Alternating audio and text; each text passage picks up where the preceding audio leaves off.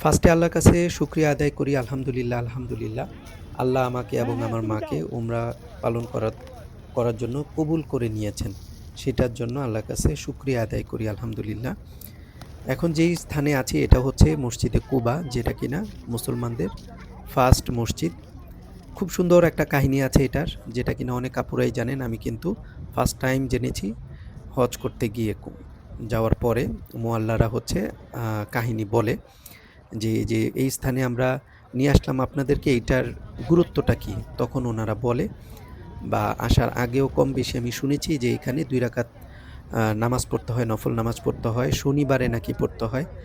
So unfortunately আল্লাহ কবুল করেছেন, আমরা যেদিন এসেছি ওই দিনটা শনিবারটাই ছিল। শনিবারে নাকি হযরত মুহাম্মদ সাল্লাল্লাহু আলাইহি ওয়াসাল্লাম এসে এখানে নামাজ পড়তেন।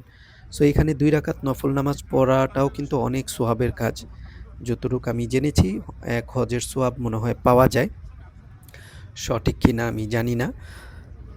তারপরে হচ্ছে খুবই সুন্দর একটা প্লেস মক্কা, মদিনা, এগুলো তো হচ্ছে আমাদের প্রিয় নবী হযরত মুহাম্মদ সাল্লাল্লাহু আলাইহি ওয়াসাল্লামের দেশ। সেখানে উনি হেঁটেছেন, চলেছেন, তার পবিত্র পায়ের কন মানে কদধূলি পড়েছে আরকি। ওনার হাঁটা চলা এখানে আছে।